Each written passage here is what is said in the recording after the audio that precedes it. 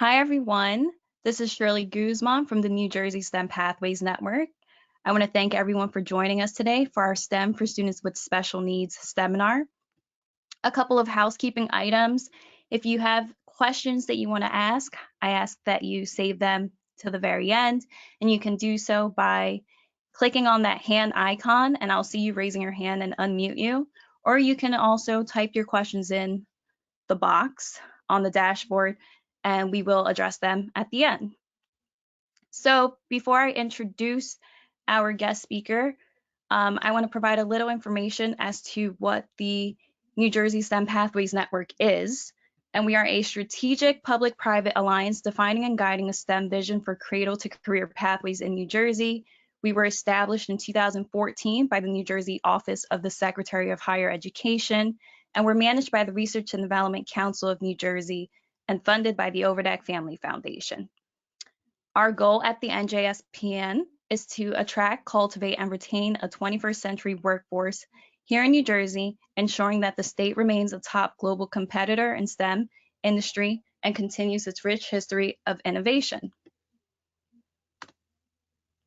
So if you don't know, New Jersey has a STEM month, and that is celebrated in March. Events are held throughout New Jersey to support the state's commitment to excellence in STEM. This year, most of the events are virtual, but we still encourage everybody to participate and celebrate STEM Month by engaging on social media, attending or hosting an event, writing an op-ed, or contributing to our blog on our website. And you can also participate by applying for the virtual STEM showcase book that we have, and for the nominating somebody for our NJ STEM Month Awards. And all of this can be found on www.njstempathways.org/NJSTEM So we're actually kicking off NJ STEM Month this year on February 26th. We're blasting into NJ STEM Month with a retired NASA astronaut, Steve Swanson. So we really invite everybody. We would like everyone to attend and hear him speak about his career and how it all ties into STEM. So now, without further ado, I'm going to introduce today's speaker, David Janosz. He is a supervisor in the Northern Valley Regional High School District. He's an adjunct professor at the College of New Jersey and Rutgers-Newark, and he's also an author of McGraw-Hill's pre-engineering program text. He has over 25 years of experience designing and implementing STEM education programs at all grade levels, from preschool to grade 12, with a focus on reaching underrepresented populations, including females and students with special needs. So I'm going to turn it over now to David. Thank you, Shirley. No problem. Hey, I've definitely seen your STEM Pathways mission before, but I don't think I ever picked up on cradle to career. And I feel that just jumped out at me, like that's remarkable. But so true that STEM and love of STEM and what we do with students, and certainly part of my career has been to really engage students very early. But cradle to career kind of just jumped out at me and gave me a little chuckle. But definitely important that we start early. And I'm going to get into my presentation here by just saying a few words about STEM for students with special needs, and really like how I became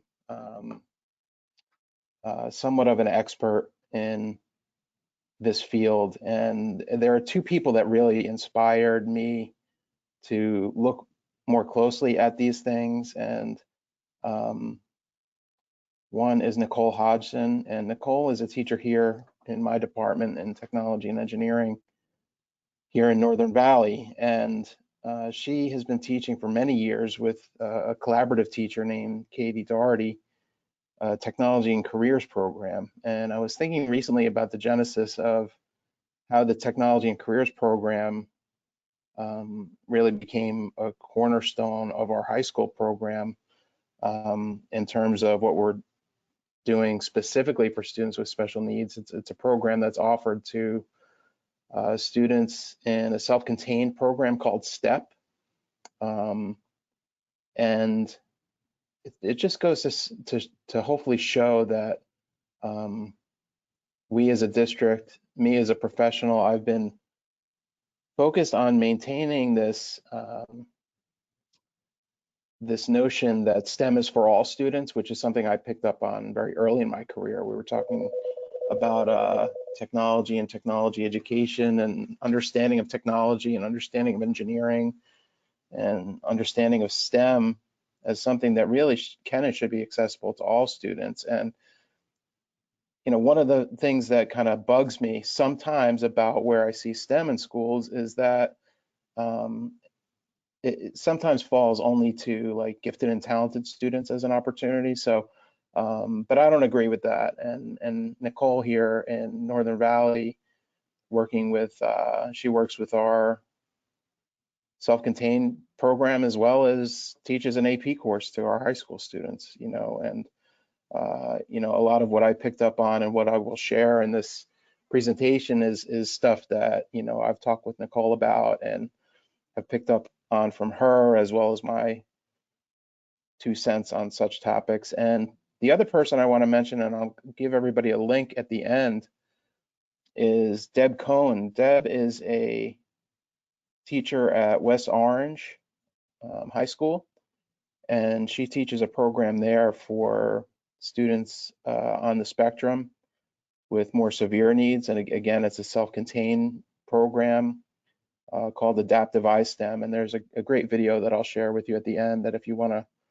learn more about Deb and her program. But a lot of what I've picked up on and am sharing with you today are really inspired by her as well as Nicole. So I just want to give them a little shout out as I begin here. And I said, and I will go into 7 practical strategies that hopefully can impact and help students at the classroom level when they're engaging in STEM topics.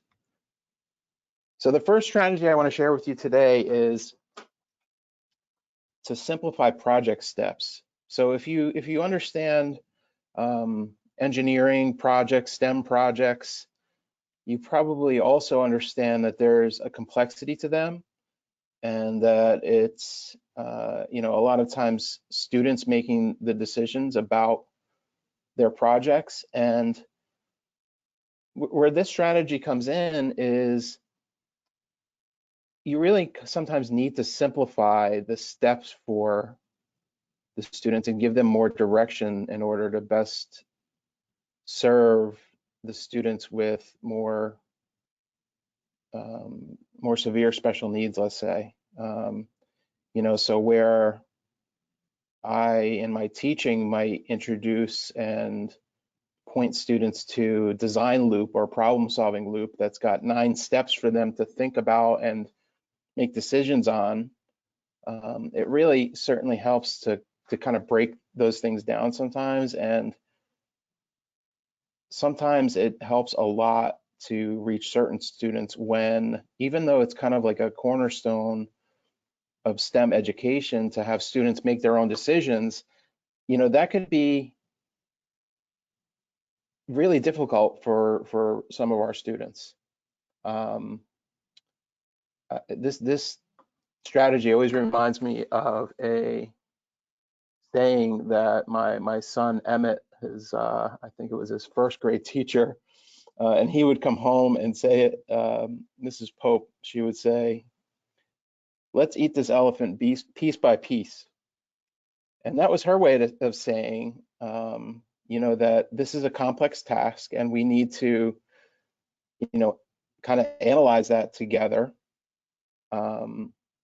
look at what's being asked of us in this project and like chunk the content. And really what I want you to know about working with students with special needs in STEM projects is that anything that's open-ended can be really tough for some students to handle sometimes. And it may even be one of those things that cause tears in the classroom, which we don't want to see.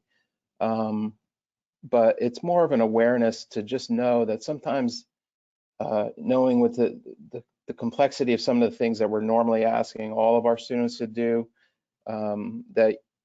that's really difficult for many students to handle. So when that's the case, you really have to adapt and modify your program and curriculum for the students. And I'll just give you an example here. If part of the design loop, part of the problem solving process that we promote is coming up with alternate ideas, well, that's difficult for some students to come up with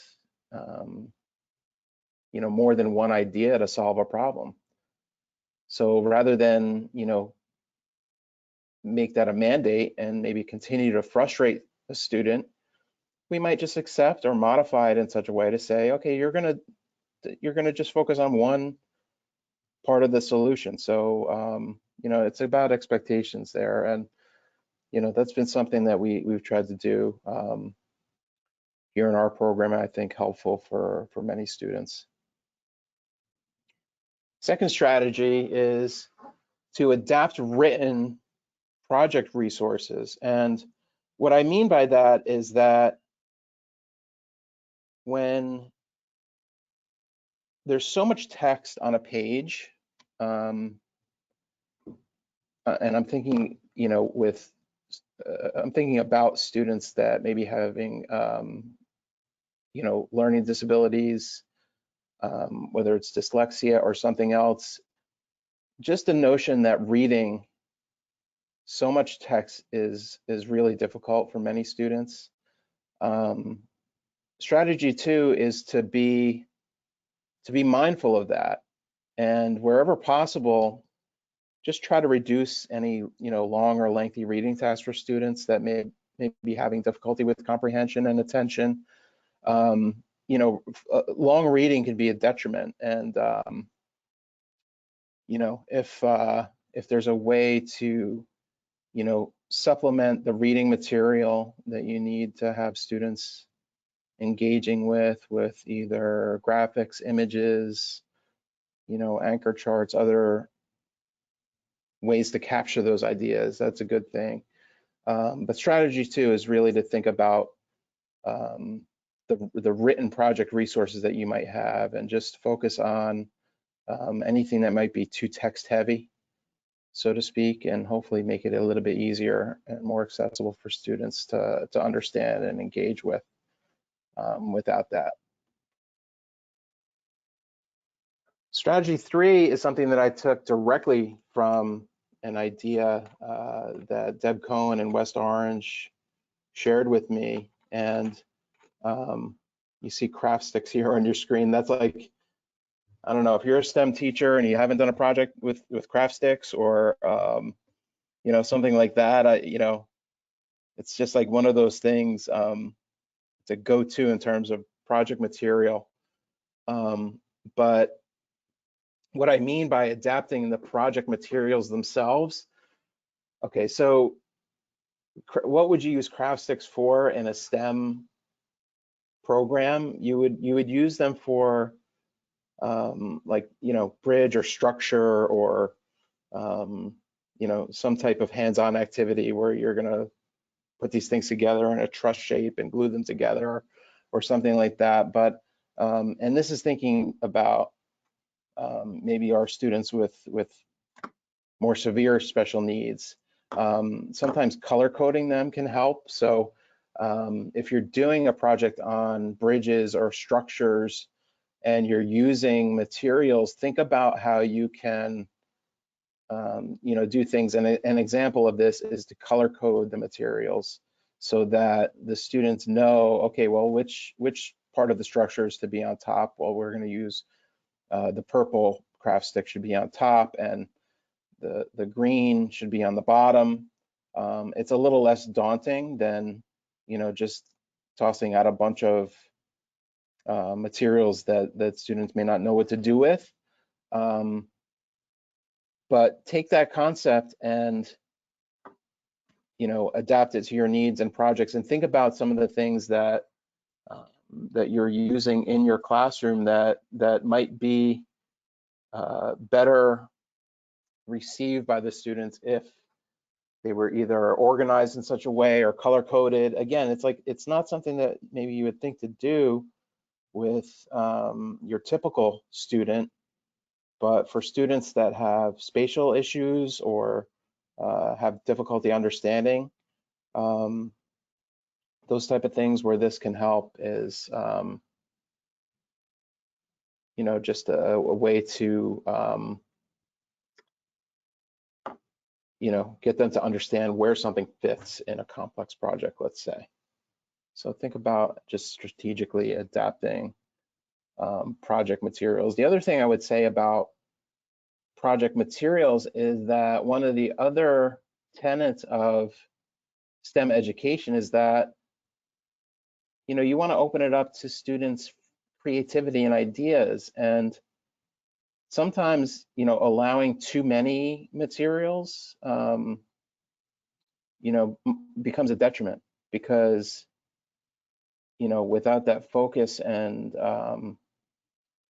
giving them too much choice, it may become confusing for the task. So hopefully that color coding concept or just limiting project materials a little bit will hopefully make it easier for the students to access STEM. Strategy 4 is about focusing on social skills. STEM is a very social endeavor in schools, and you know, I don't know about you, but I'm always and we are always doing work in projects and groups. And if you have many students with special needs, if they're either emotionally disturbed or you know, just have social challenges because they're on the spectrum or something like that. You know, you have to think about those things, and you have to think about the social aspect of this, and you know, plan more where maybe you didn't plan before, and anticipate some things. Like one thing that you might anticipate, this is something from my own experience, is that you know, they stole our idea. You know, it comes up quite often, and you know, you have to be aware that that is going to come up, and you have to manage that and say, well, it's, you know, it's okay to build on and share each other's work and ideas. This is, you know, one of the things that we're going for in STEM. And, you know, just have a talk with the students when that kind of comes up, you know, avoid the negativity that can go along with that, and practice making something positive that sounds negative. You know, in other words, if the students in one group are saying they stole our idea, well, talk about the positives that can come from that, and the positives that can come from sharing, and how, you know, that really happens a lot in technology development. And it's kind of like something that we want in some ways. You know, you also might have to structure the critique of projects due to that negativity, so that negativity doesn't come through as much.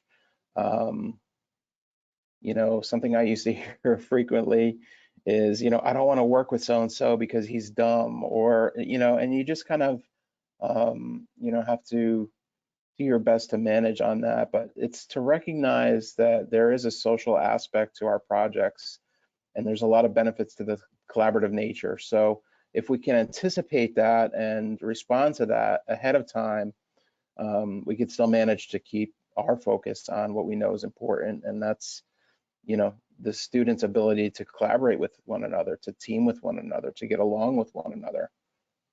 You know, so think about the social skills that come into your projects, and try to address those things as best as you can. Strategy 5 is math related, and you know, in a high school STEM classroom, there's really nothing wrong with, nor is there anything wrong with at any level, sharing, you know, maybe like a cheat sheet for math formulas, or you know, really helping students where you know there's going to be math, but STEM in a lot of ways, as we know, is applied math and science. So when you know students are having to do that and there's a level of difficulty or complexity to do that, you have to be aware of that and modify your materials appropriately. So what's an example of how we might modify? Well, in terms of measuring, that's always like a bugaboo for students of all abilities, and but for some students it's really that much more difficult. So you might just have to modify your expectations and what you're expecting the students to do in terms of math. And specific to measurement, that might mean that instead of measuring to a degree of a 16th or a 32nd of an inch, that you're going to expect that the students are able to measure to a quarter of an inch or a half of an inch, and modify things that way.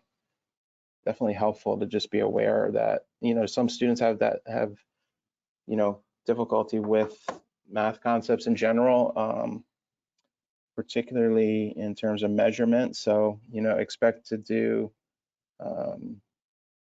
some work there in terms of modifying projects in STEM appropriately. Okay, strategy 6 is about the okay to fail concept. And another tenet of STEM education and engineering projects and things of that nature is that you learn from failure. It's okay to fail. You learn from it. There's 2 images that we have hanging in our classrooms here. One is a saying from a Star Wars movie from Yoda that says, oh my God, I'm forgetting my Yoda speak because he speaks, inverted backwards.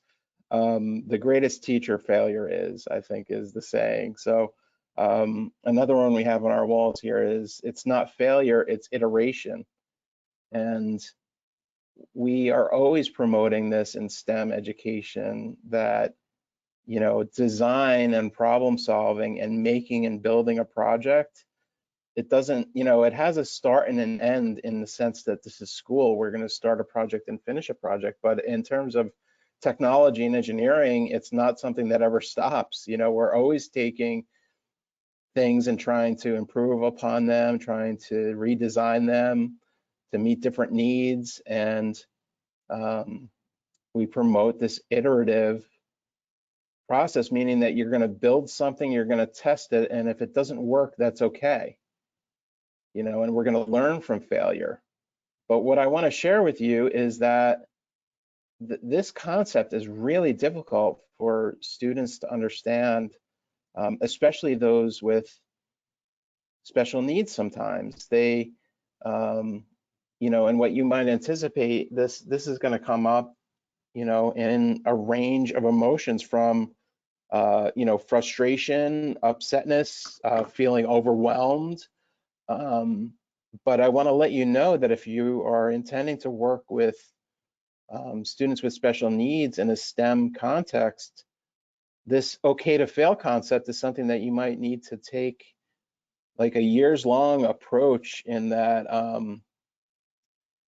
it's like a long haul thing. You can expect a lot more frustration, perhaps. You can expect that range of emotions, and it's going to happen where and as educators, we all have to switch this on sometimes. You just have to switch into that mode where you're not dealing with what's going on in the class and with the project anymore. You're dealing with the emotions of a student or a group of students. And I just want to let you know that if you're working with STEM and with students with special needs, that this okay to fail concept is something that they have difficulty grasping, because their whole school experience, until they've been likely to you in a STEM context, has been, do the problem or project right, and this is the way to do it. And again, being one of the tenets of engineering or STEM education or problem solving. It's, we want to promote to all students that it's okay to fail, but just anticipate that there might be some difficulty, kind of understanding that and dealing with the emotions that come along with. Finally, strategy 7, empowering teacher assistants and co-teachers. And the reason why I chose for my slide deck here, the Blue Angels, is because of the interconnected nature of the team doing the work that they need to do. And when they're doing the work perfectly, you really have a hard time sometimes understanding where one part of the team ends and another begins, and it looks so uniform and seamless. But I have to say, and I don't know if there are any co-teachers on this webinar, I feel personally as an educator, as an administrator in a high school district, that we could still be doing a lot more to address those relationships between a teacher and a teacher's assistant, teacher's aides, whatever they call them, paraprofessionals in your district, co-teachers if you have that in your model. You really want to work toward a seamless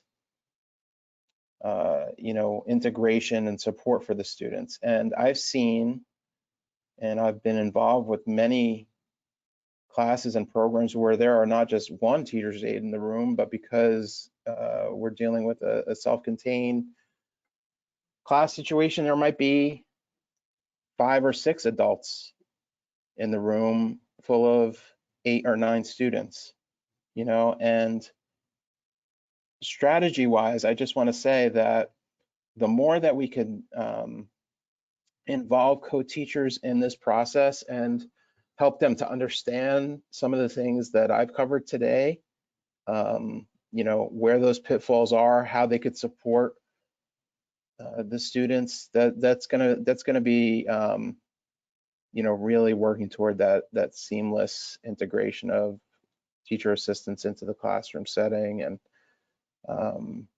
that seamless, we want that seamless kind of relationship if you have a collaborative teaching situation. And again, I have that here in Northern Valley with Ms. Hodgson and Ms. Doherty. It's very seamless when I go in to that room to observe what's going on. They're working together. It's harmonious, and that's a difficult thing to do. And sometimes I have to say that sometimes teachers' assistants, teachers' aides, paraprofessionals, they didn't have STEM as part of their school experience. So you have to kind of be mindful of that if you are working with these folks, and explain to them the basics, those tenets, it's problem solving, but also explain some of the pitfalls and where they're going to be able to help. So lastly, before I get to your questions and try to have a little conversation with you, I just wanted to share with you again my contact. You can find me on Twitter and Instagram at Teach Ingenuity, and I wanted to share with you this this link if you have a minute to just screenshot it or write it down. If you're really interested in this topic, take a look at this Classroom Close-Up episode from about 5 years ago, from Deb Cohn in West Orange, and what she's done with her adaptive iSTEM program for a group of students, and she's continuing this today, as far as I know, that have very severe special needs, self-contained program, and how she has modified her program successfully to, engage all of the students in the school to engage with STEM and learning about STEM.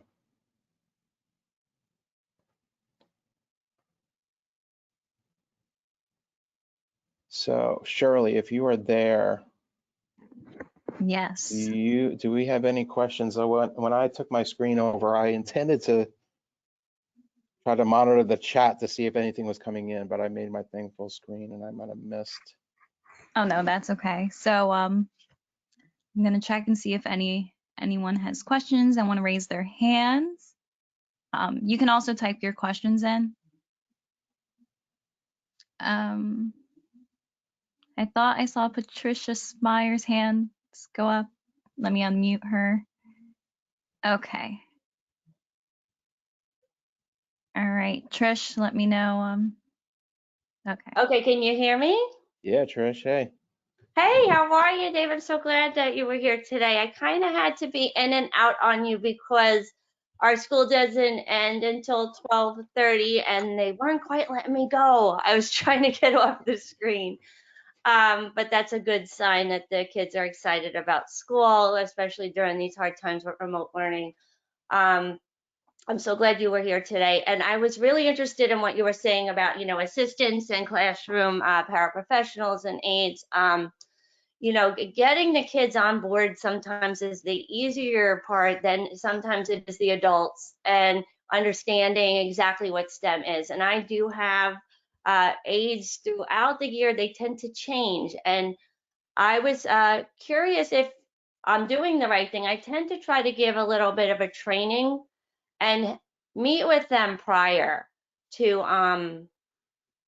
having any kind of STEM activity. Do you have any suggestions there on how to approach your assistants so that they're not feeling lesser than? I don't want that at all. I want them to feel like a team practice within the room, but getting them on board. Do you feel we should be training or doing anything prior? Yeah, and we don't do a training per se, but I like that idea that you want to engage with them prior. Um, I want to just like add to the thought a little bit in that those relationships sometimes I recognize the fact that oftentimes are like, let's say, less than harmonious. Um, and where I've seen that most of the time there's a link to like a misunderstanding of either the context or the concept, and or I don't know that like the classroom teacher, the gen ed teacher, or the special ed teacher in a classroom. I think a special ed teacher knows and understands, and they know how to empower teacher assistants to support the students. But I don't know that, in fact, I know the opposite, that it doesn't work as well with teachers that may not be used to having aides in the classroom to assist. They kind of don't know what to do. So I think it may be more of a school cultural thing.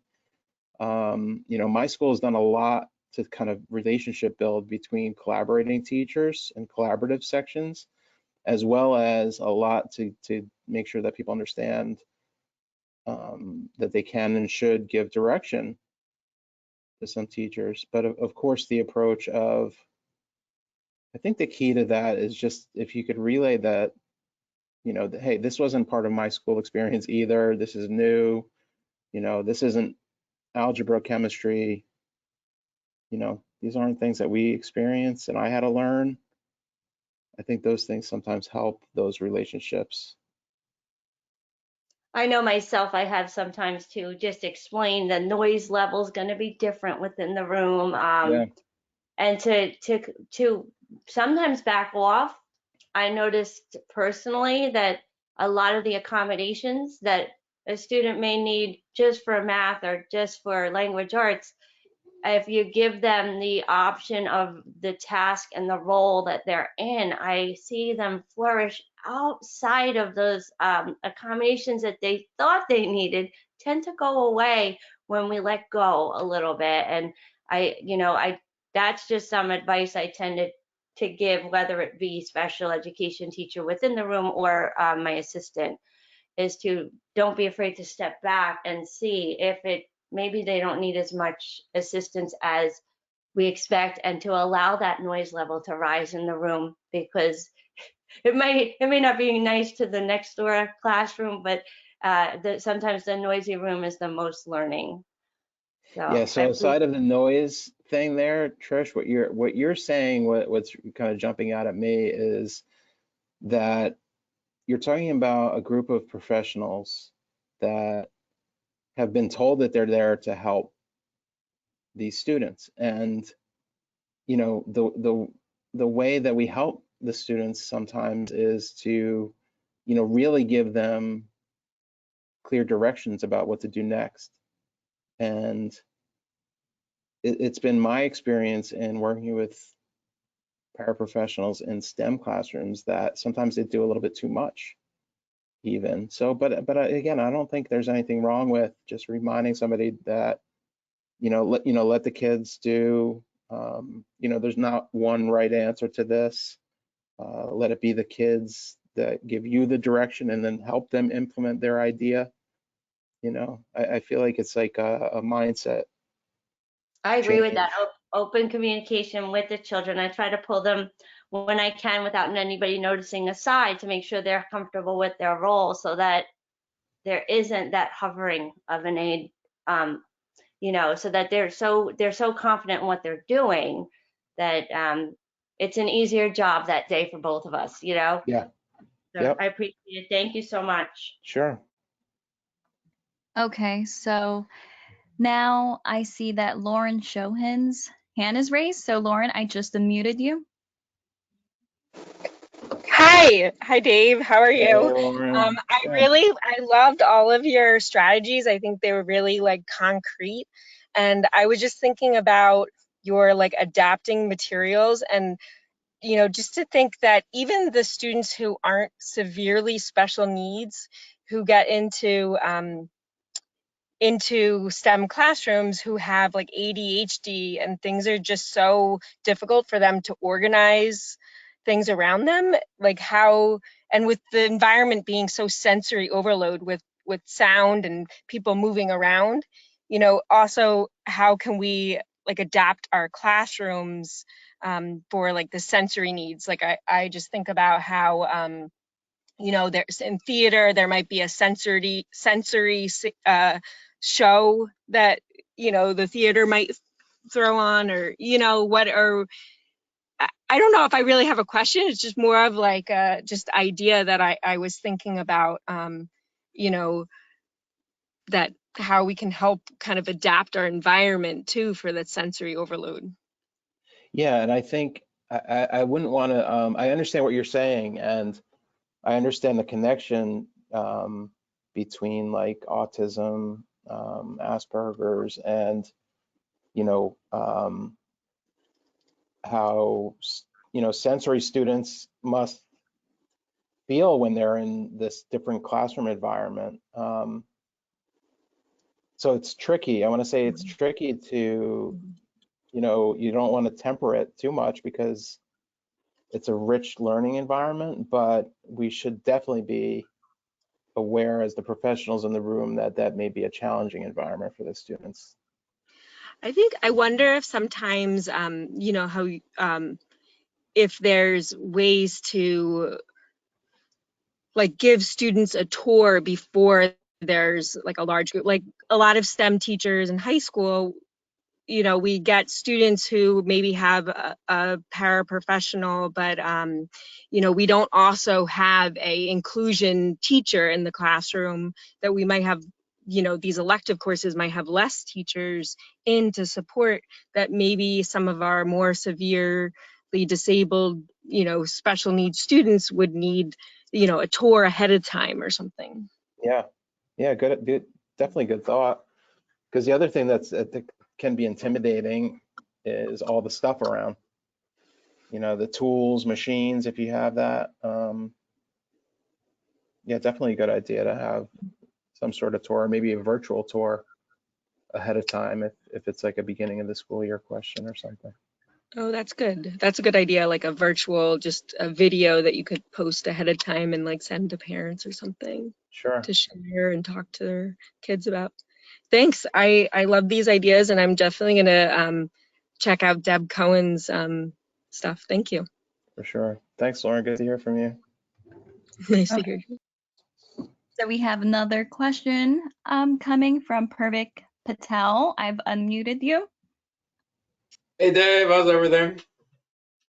Purvik, I was thinking about your project so Purvik is a friend, colleague for many years, and he was actually in my class at TCNJ. So before you ask your question or make a comment, remind me, I want you to talk about your idea that you had when we were working on this in class. It was a puzzle of some sort. Yeah. Do you remember? Yeah, yep. So I ask your question or make your comment, but I want you to share what you did. So Dave's class, I'd made a small unit for making geo boards, and it's basically, putting nails in on a board in a grid pattern in a 6x6 or 9x9 grid pattern. And the idea was to, get some basic motor skills development for kids with severe autism, and then have them use rubber bands to draw out figures and shapes on that board. It's inspired by my second cousin who has autism, who I've kind of done we'll say lifelong, research with, and experimentations with. Learned a lot of just spending time with him. Yeah. But yeah, no, it's great. It's great. All these conversations are really great. So I And didn't the mean to question I was interrupt. If you had a question, I didn't mean to derail. yeah. No, okay. The question I was going to ask is, and really to build on the sensory question too, is in the last 5-10 years we've been using more 3D printers, rapid prototyping. I feel like do you feel like that's had a positive impact on students with special needs, or are we taking away skills? What are your thoughts on that as a mode of differentiation, really? Another mode of differentiation. I don't know. I think in some ways 3D printing is a challenge for everybody. There's like a CAD set of skills that you need to do 3D printing, and I feel like that is going to be a challenge for maybe some students that that their differences come through in how they relate to spatial concepts. So yeah, I don't really have a good direct answer in that.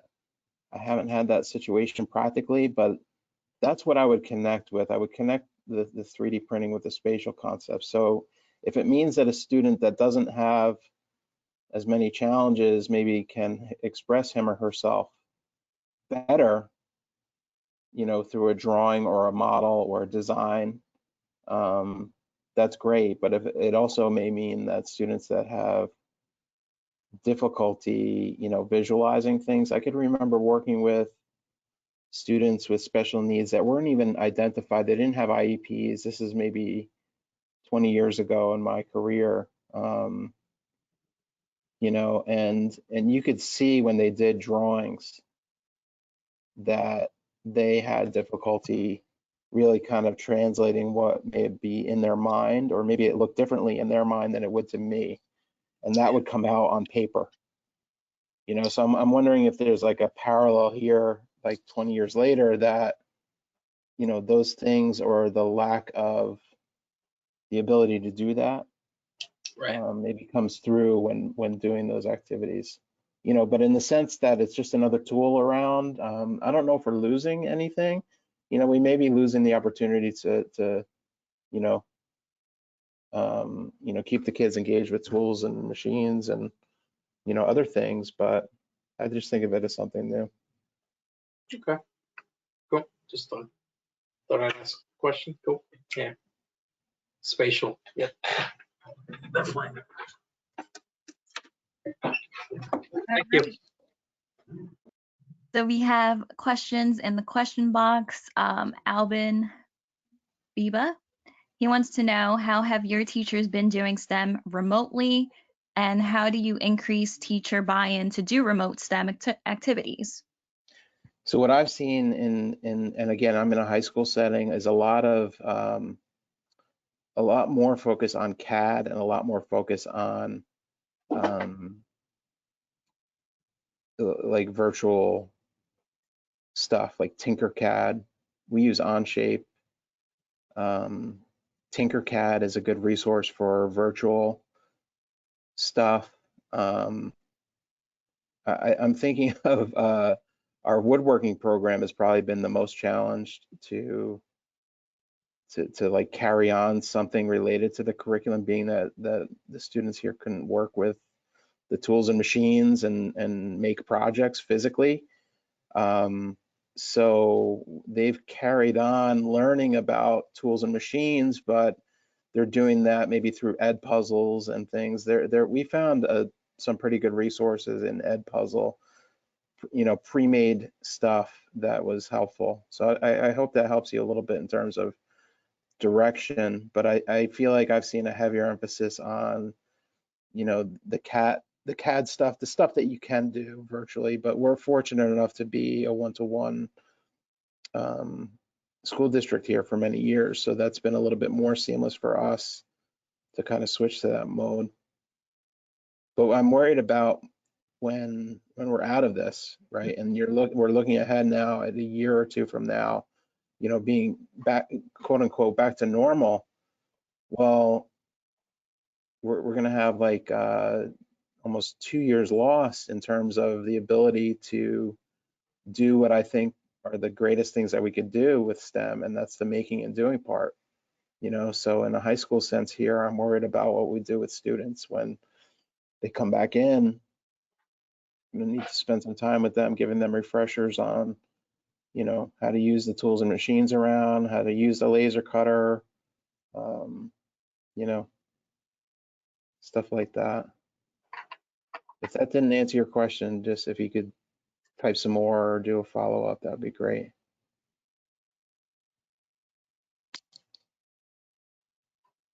All right. So let's see if there's any more questions. Pervik, I see your hand raised, so I'm not sure if you still have another question. Oh, no, that was, sorry. I forgot to put it back down. Okay, no problem. Thank you.